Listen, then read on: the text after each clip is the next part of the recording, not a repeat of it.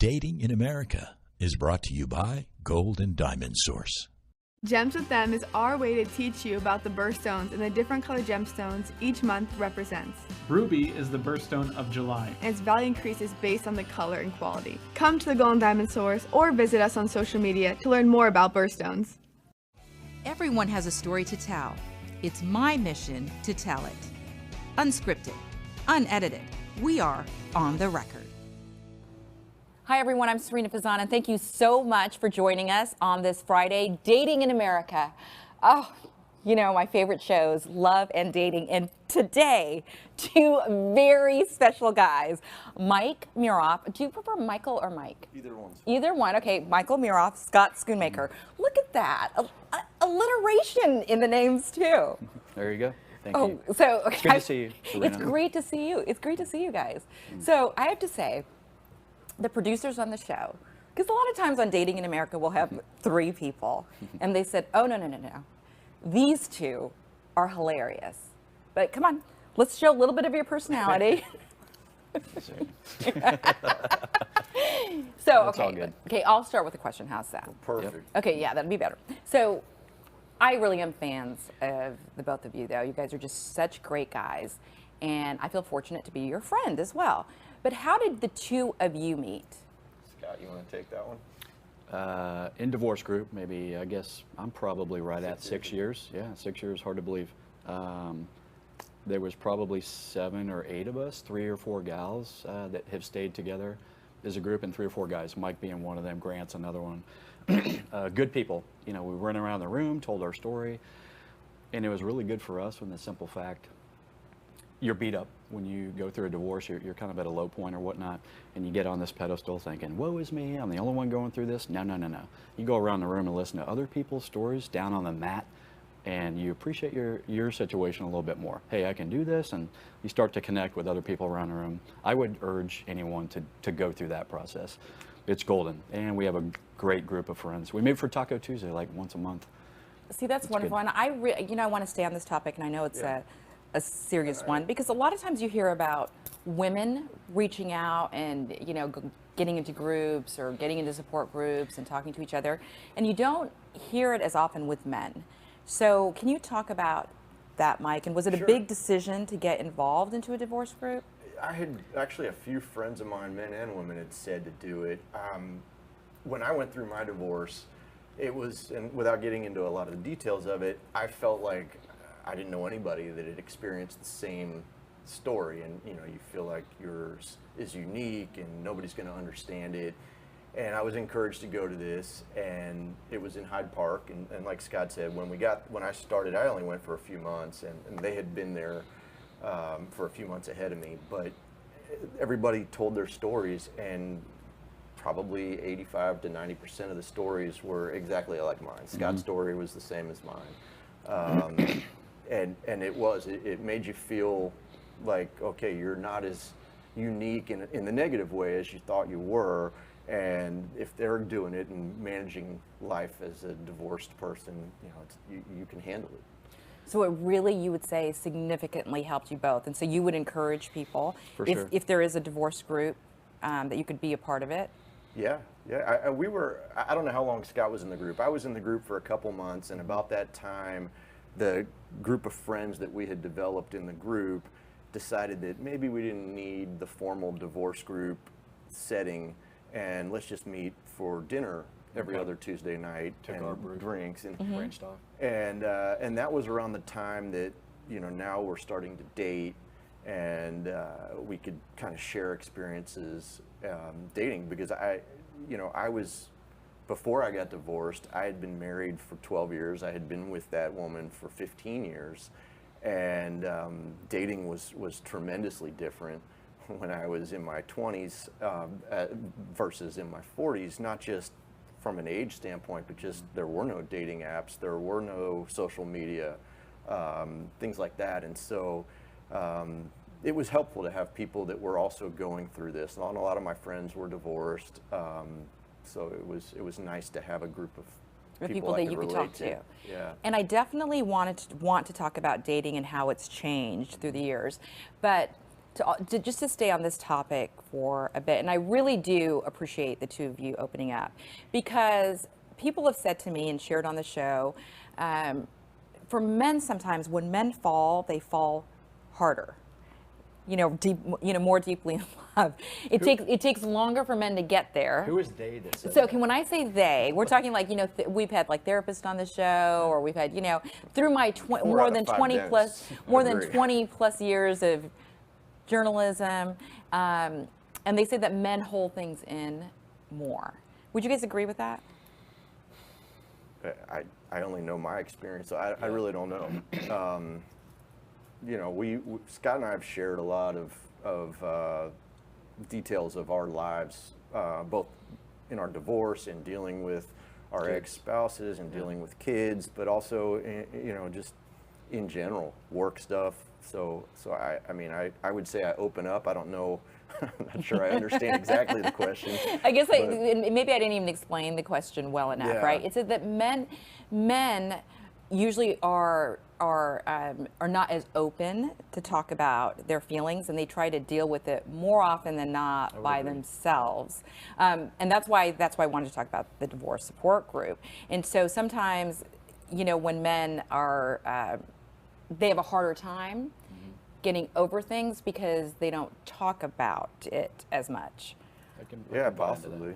Yeah, I think the divorce group definitely gives you a platform to to understand that it's okay to talk about it. And like I said, so many of the people that were in that group went through almost identical. It's crazy how identical it was. And so then you feel a little bit more comfortable sharing some of that information. But it's amazing how when you go around the room, and over time, like weeks or a couple months go by, and you hear their stories and what they're progressing through, or regressing in some cases, you start to relate and maybe even start to heal and open up in front of those peers, right? We didn't get really close until we kind of branched off. Yeah. When our 7 or 8 group who really became close, and we're still close. A couple of gals are married. I would say all the guys are still on the dating scene. Yeah. Funny how that works. That's a little bias there, but no, it was a blessing for me, and you learn to appreciate your situation even more when you hear about someone else getting beat up down the street and what they're going through. In essence, right? It's you got to pick up the pieces and move on. I look at it as a second chance. I just I try to be positive about it and make the most of it. And I married a good woman back in the day. She got sideways, and it is what it is, but we're making the most of it now, this second stage of our life, if you will. So it's all good. I know no one imagines, right, oh, once you walk down the aisle, I'm going to get divorced. But the two of you never pictured being where you are today. Of course not. No one does. No. I wouldn't think. No. It's interesting because my ex-wife's family had been divorced and a few times, and it was something that she had always said she didn't want to do, and then here we are. But and nobody in my family, I was the pioneer of the divorce, and Same. still am, and hopefully nobody else in my family will get divorced. So it did have a negative connotation, and I worried what my family would think. And I worried what my kids would think, but I really didn't. It was an inevitable situation, and so, like Scott said, you have two choices. You can wallow in it, or you can make the most of it. And I think he and I have both made the most of our situations. And I know this first half of the show is deep and heavy, right? But again, I really appreciate you both talking about this because I think it could definitely help people. Michael, when you just mentioned talking about your parents and the kids, your parents have been married for how many years now? Tuesday was 53 years. Gosh, I want Dr. Miroff and his beautiful wife to be on Love in America, by the way. They know. So, but talking, and you both have children. How did you deal with that? My parents actually understood the situation more clearly than I did, and my initial reactions was it was a no-brainer. I'm in a situation where I have to get divorced, and they understood that, and they were very supportive of it. And my kids, I think, when I was growing up, I had one friend whose parents were divorced, and he lived with his mom 11 months out of the year, and then would go visit his dad in LA for 1 month over the summer. So I didn't really understand divorce. I didn't have any of that. I think today probably, 50% of the kids in my kids' school are with divorced families, and so it's a lot easier for them. So I think that helps. I wonder how I would have felt when I got divorced. My kids were 8 and 10. I wonder how I would have felt as an 8 or 10-year-old in a situation where all of my friends still had intact families. So, unfortunately, I didn't have to find that out, and hopefully my kids are well adjusted. They went through some tumultuous times in the beginning, and you've spent time with my kids. They're both wonderful pretty well girls. adjusted now. So that worked out, So I'm very thankful for that, and they understand they have 2 parents that love them. So I tell my kids that all the time. You only have one mom and one dad. We're not guaranteed to be here next year or tomorrow at that. So one mom and one dad. Respect your mom and your dad regardless. Forget everyone else in the equation or whatnot, and try to appreciate that and make the most of it. But sad but true, like Mike said. I mean, back in the day, growing up, 70s and 80s, when you heard about divorce, it was like, whoa, they were almost like outcasts, right? Now Right, you rarely heard about it. I think it's more than 50% of the population gets divorced, and that's a sad thing, but it's more accepted, I guess, if you will, and common in society. So I don't know if that's a good thing or a bad thing, but as you said, Scott, earlier, it's you see it as a second chance. I do. Yep, I'm trying to make the most of it, and not dating anyone this year. I've kind of unplugged a little bit just to reset and focus on my kids. A lot going on with them, and my company just acquired another company, so a lot going on in my life. Just hover mode, I call it. Just whatever happens, happens. But not really focused on chasing any gal right now. But it's all good. I got a lot of good friend set. We got a really good group of friends. We have a good time. Yes. So we're enjoying life right now. So. Well, okay, so we're going to go to a break, and I know the first half of the show has been pretty serious, and I started out the show, though, saying how funny you guys are, but you're also both such amazing guys and such class acts, again, and I appreciate you opening up about all the serious stuff, too, to hopefully help someone out there. For sure. But we'll go to a break, and we'll come back, and maybe you can share some of your funnier side. we can do that. All right, okay. Stay with us, everyone. We'll be right back.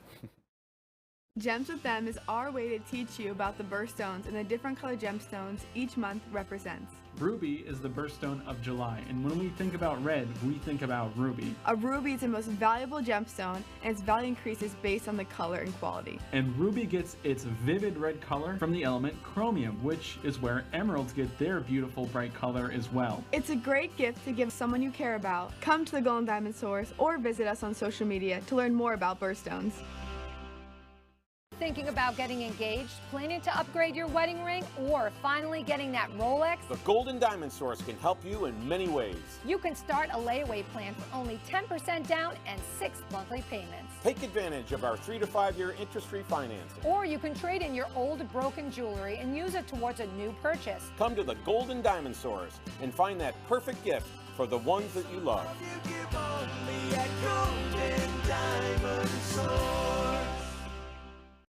Hello, everyone, and welcome back to Dating in America. I'm here with 2 amazing guys, Michael Muroff and Scott Schoonmaker. Look at the alliteration, too. All right. So, Dating in America, guys, how long have you been in the dating scene currently?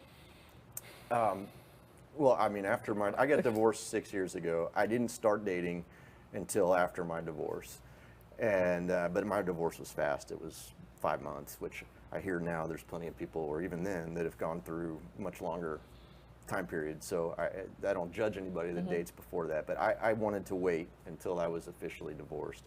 So my divorce was finalized in June 6 years ago. So I've been dating since June. Since June of 2016, sorry. And how about you, Scott? I would say that first 9 to 12 months, I was just, I would think numb. I had to go through that healing process we're talking about in the group or whatnot. But I didn't hate women necessarily. I had no interest in getting involved with another woman. So I didn't date that first 9 to 12 months. So how long have you been divorced now? 6, right? So about 6 years about the last same month. time. Okay. 6 years last month. Yeah, so about the same time. But I got bullied into try and the online thing, and I did that, what 4 or 5 years ago. I'm glad I did it. I learned a lot about myself. I did it for what they offer you, like a free 30-day trial or whatever. Had some good dates or whatnot, met some good people. Still good friends with a couple of them, right? Just no connection worth dating. But then I signed up for a year, and I met some really good people, and you met some people that made you appreciate yourself a lot more. So I'll say that. It's, but I say that in a positive way. You know, you're not a match for everyone out there, obviously, but it's not about them or you. Or it's just, you know, a connection or lack thereof. So, but to go through that process is, I don't know. I understand why people do it in today's world, right? I don't have the bandwidth or cycles to go to Blue Martini on a Friday night and like pick up chicks. I mean, who does that at this age anymore, right? Everyone's got stuff going on, a career or whatnot. So I think you just vet the process a little bit on the online thing. You just alienated like 50% of our viewership. Probably go to Blue Martini on a Friday. I don't know, man. It's I think they closed their doors. I know. I was going to say I don't think Blue miss that, Martini is even here anymore. It's but good happy hour, but That's anyway. what you think. Okay, but to your point, do you still believe in organically meeting For sure. somebody? Yes. Yes. So because Yes. people on the show on Dating in America have said, no, some people have said there's no way you can organically meet somebody. It has to be through an app. No, I disagree with that. And I've met people organically. I've met people at a kid's birthday party, for, you know, that my kids were at when they were younger. I met a girl at a hockey game and went out with her a few times. And, you know, I have met people on dating apps. I work in a small office. There's 12 He's of an us. architect. Yeah, I you think love that's that. the, You love I do. that. I tell. No, but Are my- you so surprised that I've not told the viewers yet that you're an architect? Because you I tell usually everybody it's- he's an yeah. architect. Not a marine biologist. Not He's a an marine because biologist. George Seinfeld. Right. What was George's dream? He wanted to be an architect. He always wanted to be an architect. And he So- claimed to be a marine biologist. Yes. Oh, that's right. No, so Michael. Jerry made him that one time. So I'm an architect. So I work in an office. I would say most of the people in my office are married. I would never date anybody that I work with. So, and I work a lot. So where do I meet people? Do I meet people? I can't date a client. That doesn't work. Do I go to the gym and meet people at the gym? That can be awkward when you break up. So the logical place to attempt to date was the dating apps. And I had some interesting experience. One of them, and I was just talking about this the other night. So one of the first, I met somebody and dated her for a few months, and then after we broke up, I went out, I met somebody else, and I learned that you're supposed to ask, how long have you been divorced? And at that time, I had been divorced like 1.5 years, and she said, oh yeah, about the same amount of time. And I asked if I could pick her up on the date, because like I said, remember, I've been married for 12 years and with the person for 15 years, so meeting somebody out was kind of different. But she insisted that we meet at a restaurant bar. So I get there and we sit at the bar and we have a drink, and her husband shows up and introduces himself, and I said, so you're her ex-husband? And she says, no, I'm her husband, and she's not supposed to be here with you. And so I said, okay, so I'm going to pay for that first round of drinks, and I'm out of here, and you guys have fun. So I was a little soured by that experience. Can't make this up, man. Oh my God. Yeah. Okay, unscripted, unedited. That's a true story. She was married. She was married. And I didn't know that. She had told me she had been divorced for about the same amount of time as me. So yeah, that was fun. I don't think I've dated anybody else that's been married. But yeah, I have. I've tried a couple of the dating apps. I've taken a break from dating apps. You know, I've met people in person. I've had people introduce me to friends to date. You know, how do you do it? It's interesting. That has got to be the craziest story, though, so far. We should have opened with that, don't you think? Well, you started with the heavy stuff. I did start with the heavy stuff. Can I make a valid point about organic, meeting someone organically, right? And I just had this conversation in a big group of people, maybe a couple weeks ago. So technology, right? When you go and kind of listen, next time you're out in a restaurant or bar or whatnot, look around the bar. I would say more than half the people, their face is like buried in their phone. Yes. They're either talking to someone online, they're texting, or trying to meet someone, or get someone to meet them, or whatnot. So if I'm a guy with Mike out for happy hour, and we see two attractive women across the bar, and their face is buried in that phone the entire time, instead of like socializing with people around the bar or whatnot, chances are extremely low that I'm going to go over there and even strike up a conversation with them. So you just almost eliminate yourself. But we get so inundated with technology, I think it kind of squashes like meeting someone like organically out there. So it's so interesting you bring that out, because we had a dating coach on the show, and that's exactly what she said. She said so many of us are so absorbed into our phones or technology that we're not paying attention. It's a turnoff. Yeah, we're not paying attention to our surroundings. Were you going to say something? No, but I mean, probably they're texting their friend right at that moment that they can never meet a guy, see they're out of the bar. Right. And there you would have been. Exactly. So do you have any crazy dating app stories, Scott? I don't think I've ever really had a bad date, but I will share with you, I can and will say this. Maybe back, so I did Bumble back, 4 or 5 years ago. Met a gal, she was up in Palm Harbor. I went up there on a Sunday afternoon. We had a good date, probably 2 or 3 hours. Watched a live band at one of the places up there. Can't remember the name of the place, but it was maybe in the spring, so the weather was nice. Had a good date. I said, look, I'm interested in you. I'd like to see you again, right? I leave town early tomorrow morning. I got to get back. Got an early flight, first thing Monday morning.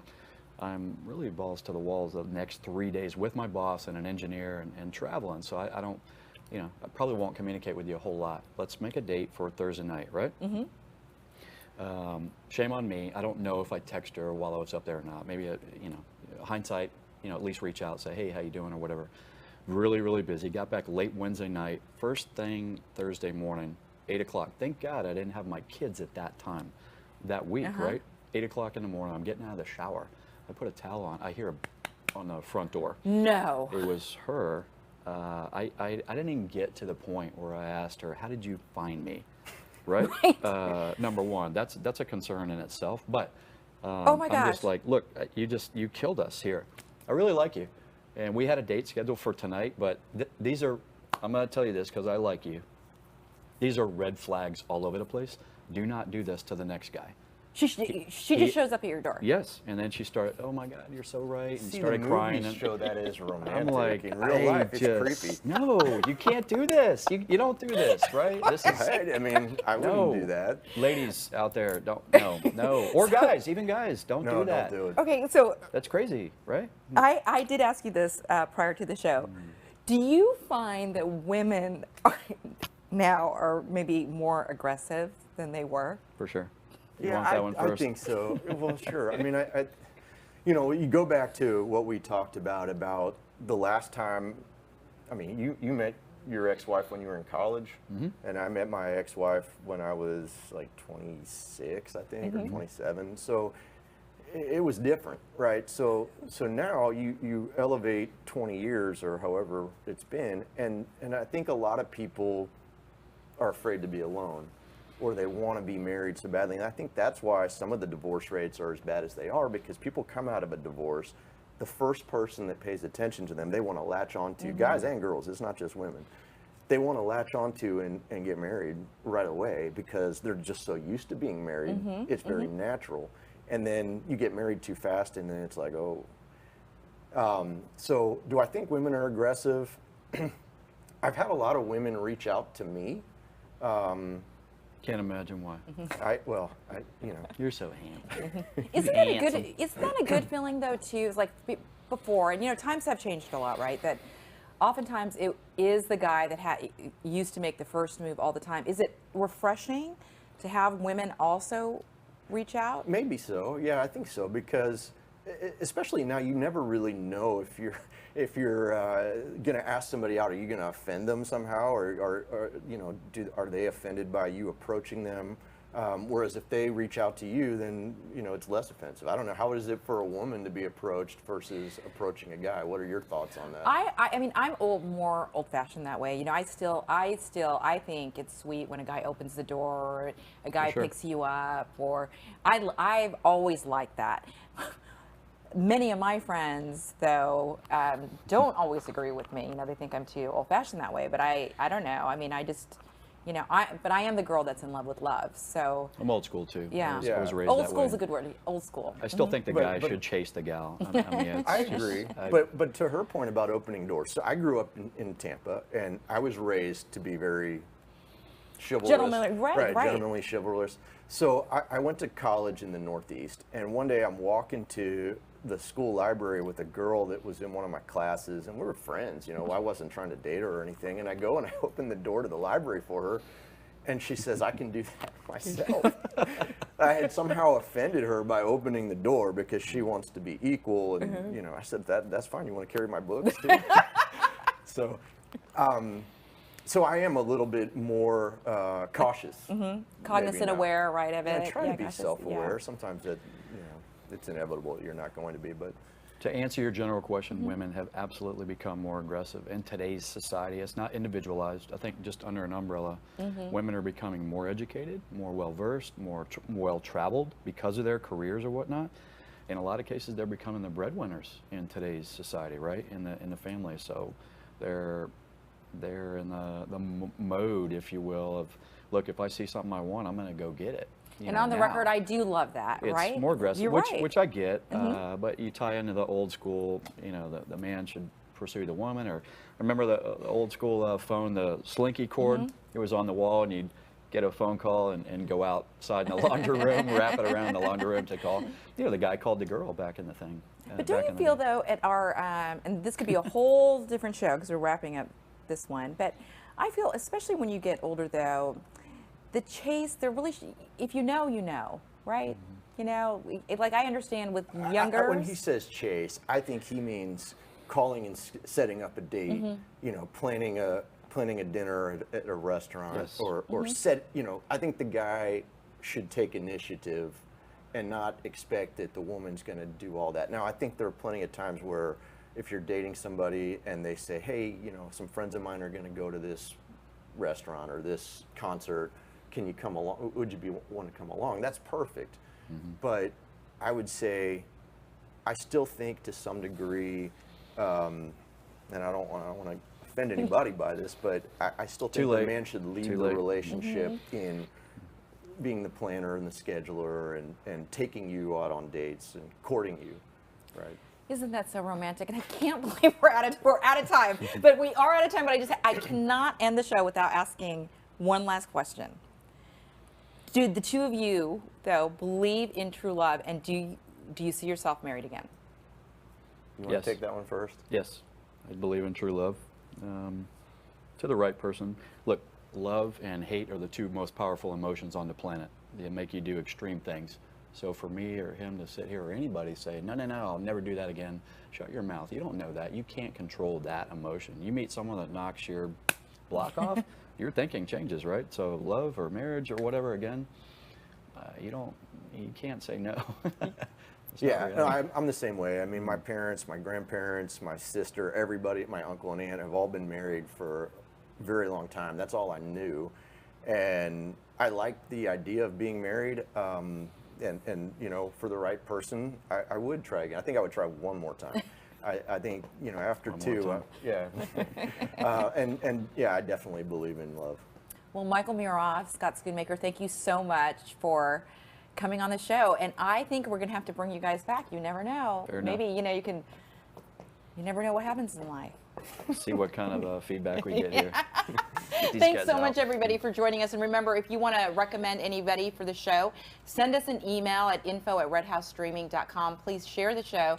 And we're also on Roku. As always, thank you so much for joining us, everyone, and have a great week. Stay safe.